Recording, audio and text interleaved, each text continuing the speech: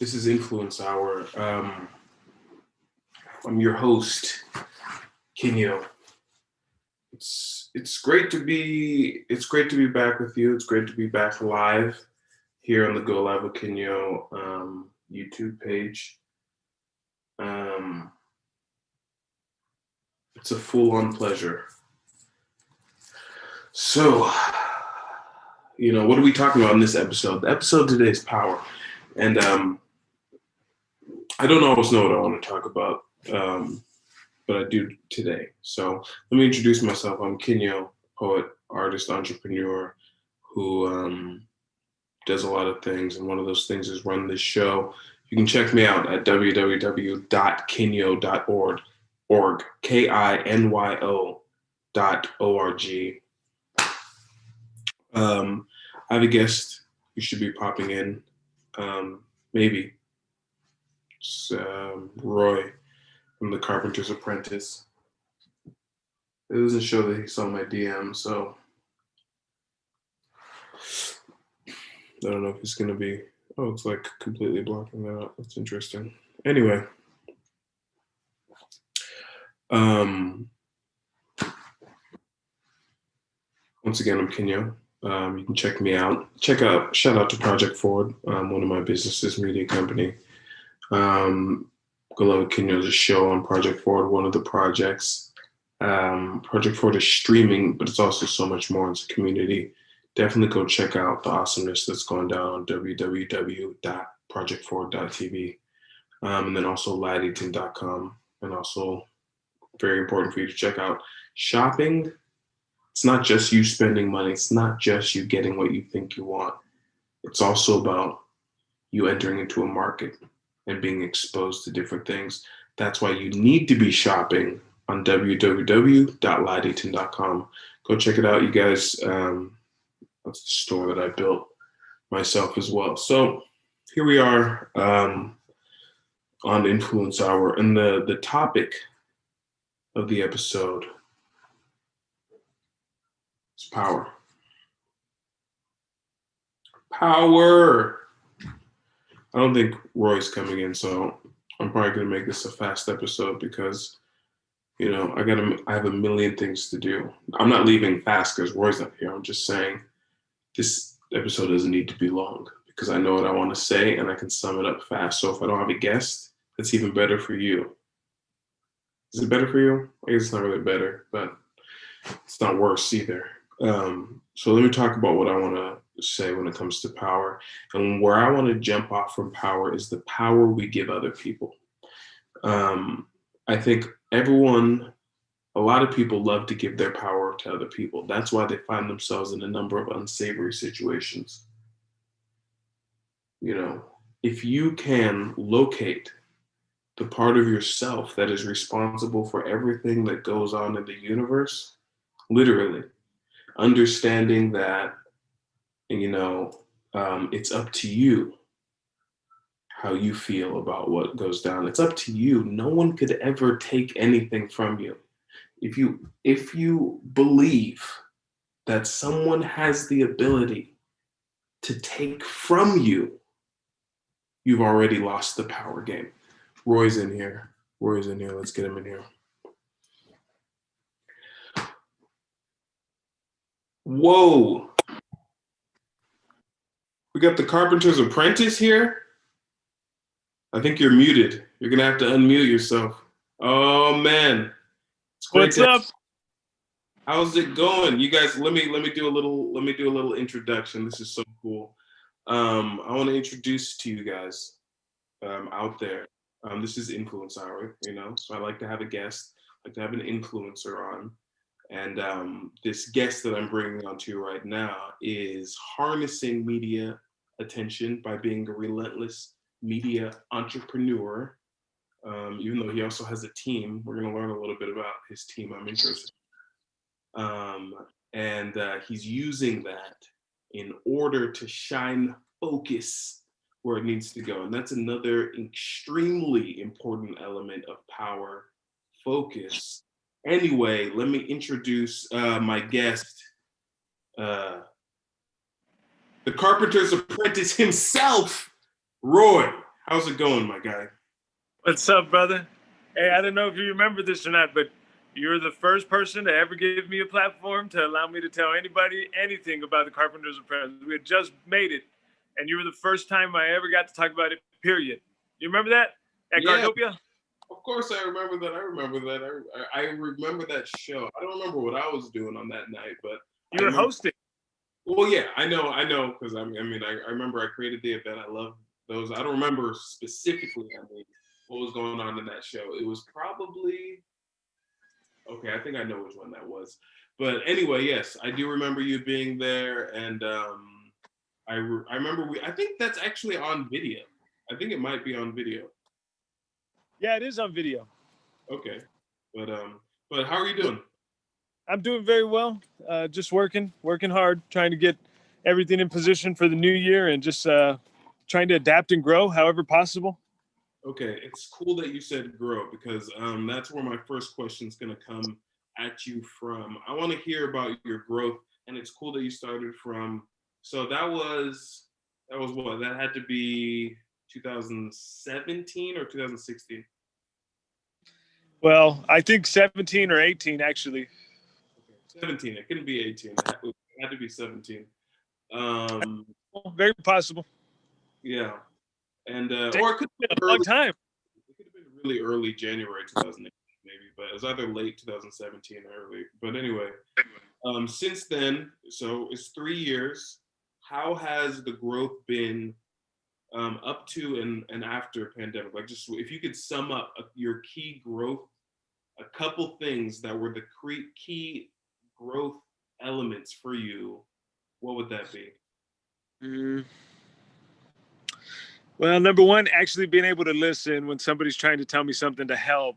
It was very difficult for me to hear anything from anybody, any kind of, even if it was not necessarily criticism, but critique of some kind. It was Yeah, very difficult for me to accept that or even hear it. I really, I would really push back on it very hard. So then, uh, I mean, I thought I was doing it for like identity reasons and those kinds of things, like to make sure folks couldn't like push me into doing this or that. I wanted to just be able to hold my position where I was, but that stubbornness really, I think, kind of blocked some of my own blessings for me. So it took, that's it. I'm talking about personal growth. If you're talking about like numbers for the influencer stuff, I can get into that too, but I thought that's where the question was. I mean, growth on your journey as the Carpenter's Apprentice, which I probably should give the people watching or listening a little bit of background. Yeah, that's a good idea to do. So, the Carpenter's Apprentice. How do you explain what you do there? The Carpenters Apprentice is a talk show based in the south side of San Antonio. And we talk to everybody, anywhere, about anything, so long as I find it even just like sometimes it's like the way we pick our guests is not like usual. We just, if there's an interesting story there, that's it. That's all we want. We just want to hear that. And I believe that regular people have some of the best stories. And our show gives them the platform to speak. Yeah, Additionally, it's kind of adapted into other things. Like you were mentioning those things about focusing the light on some stuff politically. I don't know if that's what you're talking about, but Harlandale ISD, to be able to get attention to issues in Harlandale ISD is me like the most exciting part of the Carpenter's Apprentice. Because when I first started putting out that kind of stuff, it wasn't interviews, it was more newsy. And I thought, well, damn, ain't nobody gonna want to hear this. But nah, people came through. The people are interested, man. They just nobody was talking to them. yeah. So, I mean, I feel like it is so much more than a talk show. It's cool that you can be simple enough to be like, yeah, it's a talk show right now. Do you ever get the urge to be like, oh, I'm the new CNN? Oh, only if I've had like a good couple blunts, some strong shit, and I'm listening to just the right music, then I'll start feeling like hot shit. But very quickly, I remember I mean, I'm just trying to like humble myself very quickly. Tell me about your team, because I know you have some help. How does that work? Actually, I hope you don't mind, but I wanted to put a call out on this show tonight too, because what we were trying, or my goal was to build like a news network, like you were saying, kind of. We Yeah. could have a correspondent in the north, the south, the east, and the west. And if we could do that, I thought one day I'll be able to just sit in one spot and we can cut to like the traditional news stories from each side of town. but it won't be like the traditional news because we'll be doing it our own way. I enjoy having fun. I think things should be funny. I think they should be entertaining. And I think, you pick your spots with the news. We don't have to fill up 30 minutes of just straight news every day. It can be just positive stories from around the community or interesting stories. It doesn't have to be like what you see on KSAT or anything like that. So there's a lane, there's an opening, there's something available to us that we can make a lot out of. But I needed help. I couldn't do it by myself anymore. As you know, having your own show, there's a million stories you want to help tell, or that you want to give somebody the platform to tell themselves. But fuck, you just can't get to all of them, man. It's just too much. So Twitter's good for that. What's that? Do you post to any of the other social media outlets? Just Facebook and Instagram. I like the simplicity of being able to upload to one place and it goes to two places.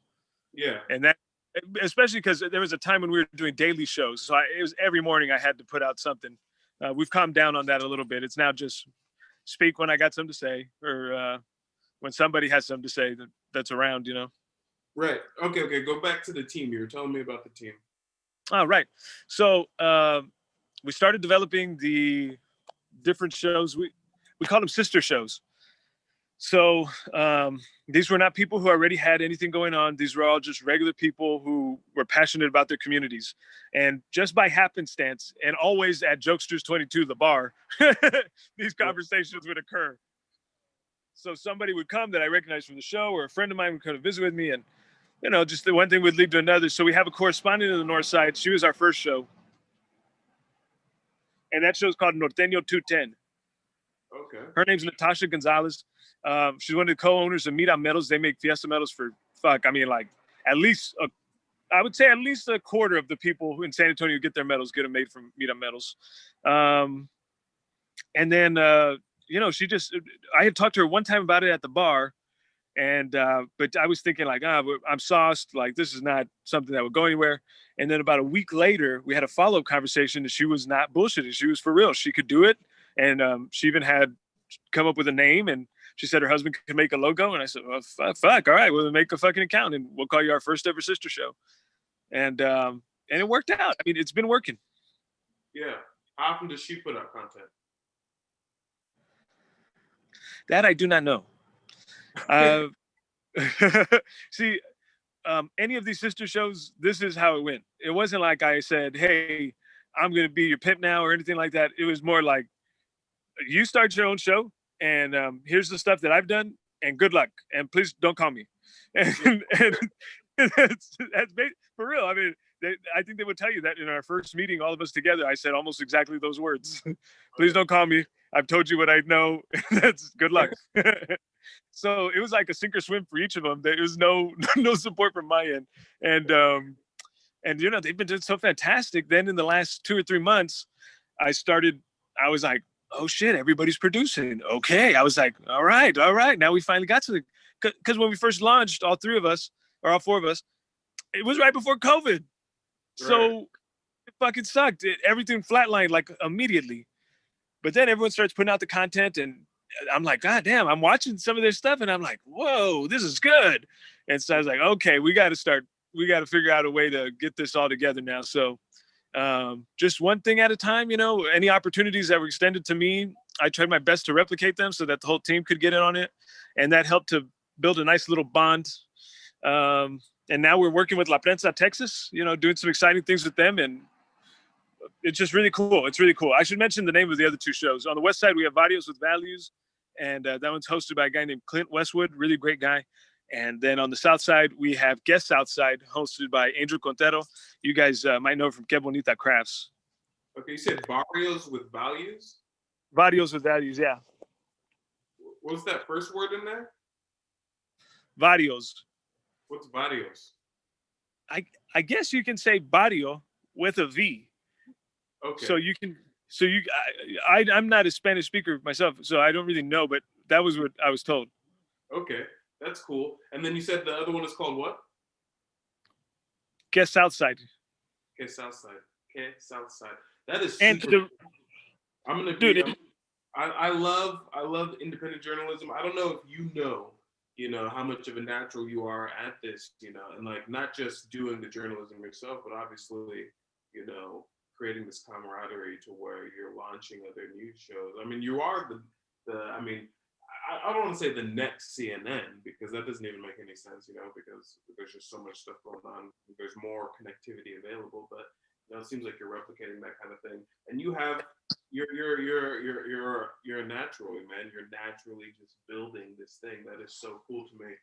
Um, I'm glad it looks natural from the outside, but I got to tell you, on this side, I am nervous all the time. I doubt myself. I have a lot of insecurities, you know. well, that's good. That's good to hear. Good, good, good, good. So you're putting in work. I saw in the bio of the Carpenters Apprentice it says CEO. Who's that? That's my cousin, Okay. Karina. When we first started, she was like really in charge of pretty much everything, and she's in high school. She's going to graduate, but she's in high school, so she Yeah. just did a lot of work to get us where we are. And That's no, that kind of stuff people underestimate, but I really think that's the kind of stuff. Those little things where you know it's kind of a reflection of you as a person and how people feel comfortable adding in on your stuff. And I think you can't take stuff like that. People can't take stuff like that for granted enough. They love to take stuff like that for granted.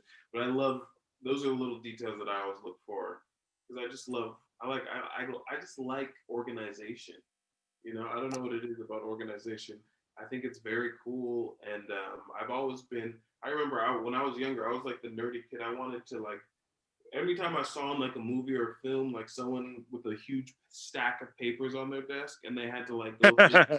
I was like, yes, that's what I'm up to because that guy is obviously getting massive amount of stuff done. If you have to put a stack on his desk and he has to go through it, I just like the aesthetic of it, really. So, yeah, I like that. I like that. So, I'm trying to love organizing, but it's pretty difficult because you know I was doing the show kind of solo for a minute there. Like nobody filmed, just everything, just by myself, and it was like you don't have to communicate or organize anything. You just decide in your head and then do it. But now it's like, oh fuck, there's a lot of moving parts, so I got to write shit down. And hey, no, and I've been super impressed with you know like because I've been watching obviously you know watching your show basically I guess since close to the beginning.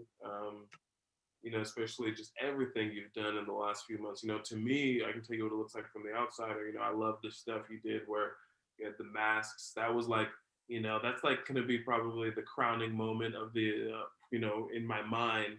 And then just the fact of the frequency and you getting to certain episode milestones, those kinds of things stick out. And in general, the consistency is obvious and it's visible. Um, you know, and not even, I feel like people think that there's a difference between consistency and volume, and I really don't think there is a difference. But anyway, that's not what I wanted to go on to next. I love the growth point. So we talked a little bit about you learning how to listen to people. What's one growth thing since the pandemic? And then I'm going to ask you um, a little bit about sustainability and how you view that with what you do with journalism and how journalism can be more sustainable. But first, the growth question. Since the pandemic, what pivots have you made to grow even further? well, definitely right at the beginning of the pandemic, it was the first time we ventured into any store is not Harlandale ISD related, and so that was a major step for us. We broke this story about the constable from Precinct One, Ruben Tejeda. One of his deputies had gotten COVID. I think his like chief deputy had gotten COVID, and they didn't tell anybody, and they were trying to keep it under the wraps. And we went and we did a little bit of digging. We found out what was going on, and we went to the headquarters and saw that there was taped off COVID cars. And so we broke that story, and that one was like a big growth point for us. Not just because it was shit, by far the highest rated thing we've probably ever produced.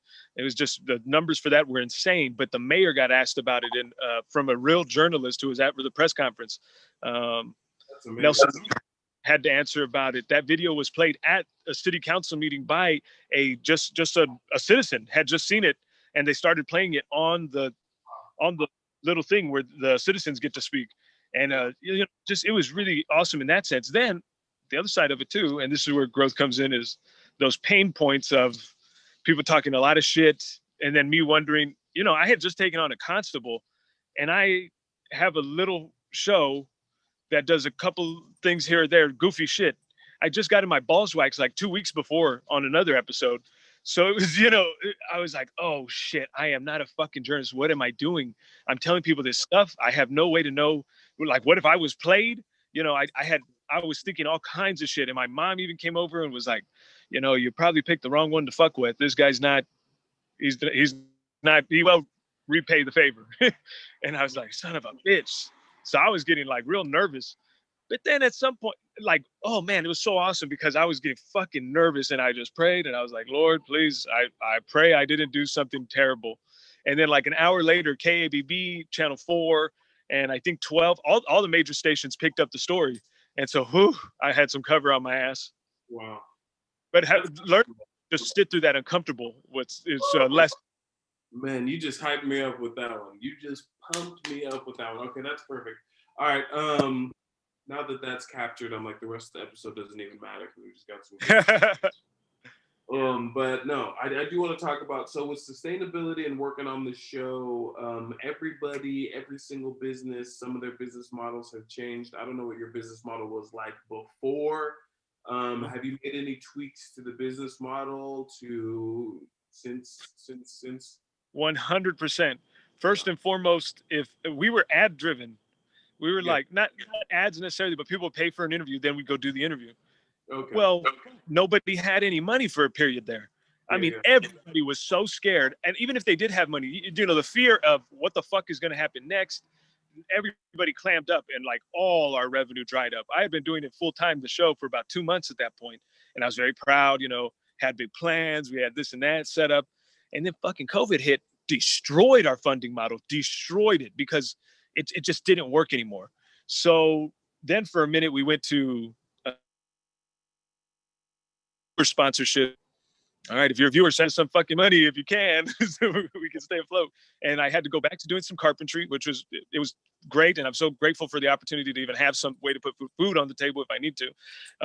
But it did feel a little disappointing, like shit, like fuck, I just fucking made it so that this could be a full-time thing, and I'm back. But things got better because we learned how to adapt. Sponsorships for real. Like, you're sponsoring this amount of ad time. Then on top of that, there's stuff you can do around the city okay, number one, this is a big one. Politicians need to get the word out. And so there's ways to partner with these political candidates, especially the ones that you agree with. And I would say, like, just stick to those, the ones that you like, the ones that you know are going to do some shit. And, make those partnerships were really helpful because that was like sustainable income from a lot of different sources where we're able to, like, okay, good. We're going to be able to stay afloat. Yeah. Then on top of that, relationships are just important, man. Because a lot of these people were really struggling during COVID, and we were like, fuck it, we can't make money anyways. Let's just go help where we can. And you know what? A lot of those people ended up bouncing way back, like even better than before, some of them. And they have not forgotten. They have been making sure to take care of us and help us out. Partnering with Apprentice has been a game changer too, though. I mean, like, we're not even, it's a whole different thing. I don't even know how to explain it. It's like, well, the partnership we have, we have an agreement in place. And so we're able to see some revenue from that. And then, I really don't know how much of that I can go into, but there was some other ways to generate revenue that were really helpful. So finding a media partner like that was a big fucking deal for us. That's super awesome, man. No, I love that. Man, this is making me realize I could do this interview for much longer. And I know you're going to come back because this is still early on this new show. So I know you're going to come back on later episodes. But where can they find you? Where can they find you?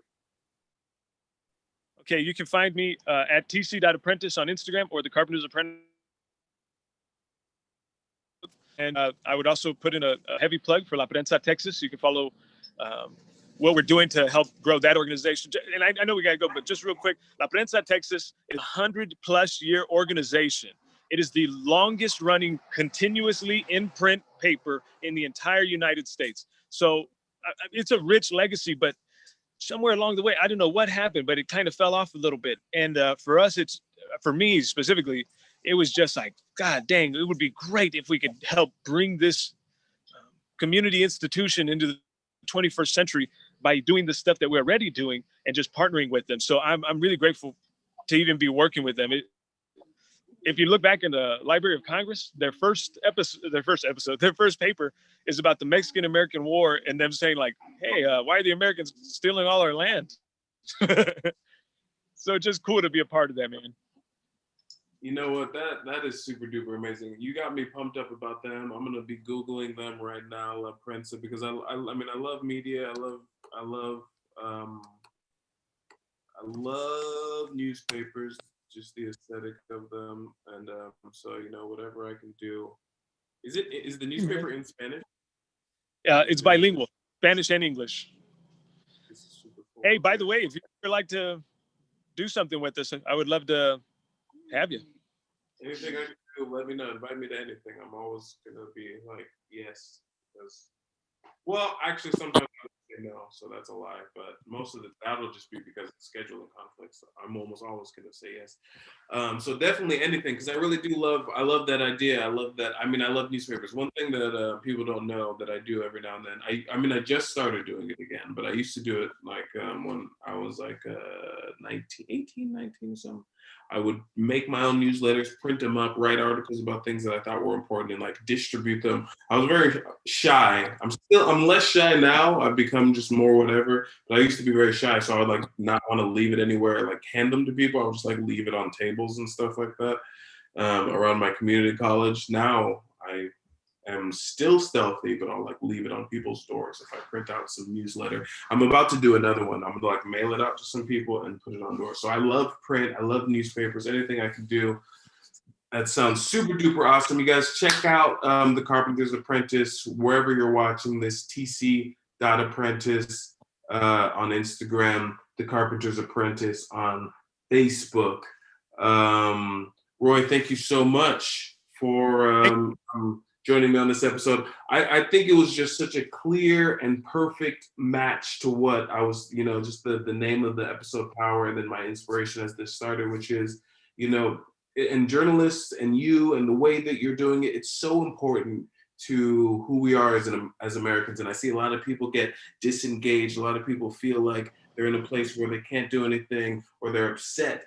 When people are upset about stuff, I'm like, how upset are you? Because I'm looking at your actions and you have an arsenal of actions that you're not taking that could completely combat whatever you're doing. And I think one thing that's cool about getting in situations like you were talking, like just some of the situation I can imagine you're getting in, doing what you're doing is you're fighting, you found a way to put yourself into a situation where you're constantly pressured to take action on the things that you're thinking about. And I think that is super duper impressive. And I know you've inspired a lot of people. And so that means that I've inspired a lot of people because I invited you on the episode. That means this is one of the greatest episodes of anything that's ever been created. And so you guys are welcome out there. And I really enjoyed this episode. Thank you so much, Roy. Thank you guys for watching. And I think we'll just all end it together. Oh, no. I forgot. I'm so glad I didn't kick you out and end this episode by myself. The main question that I like to ask, that I'm going to be asking is, what is your favorite product that you've purchased in the last 24 hours? The last 24 hours? Oh, shit. What did I buy in the last 24 hours? Shit. You know what? I did make one big purchase. I'm about to, right after I get off this call. Yeah. I invested in badass business cards for me and all the sister shows. Woo! That is super duper awesome, man. We've never had business cards. I've always just wrote it on scrap pieces of paper and shit. Yeah, no, I need some new. I haven't had business cards for a long time. People keep asking me for them, and I'm like, I have Instagram.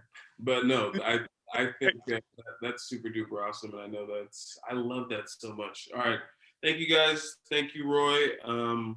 See you guys both later. Whoever leaves first wins. Adios, brother. Peace.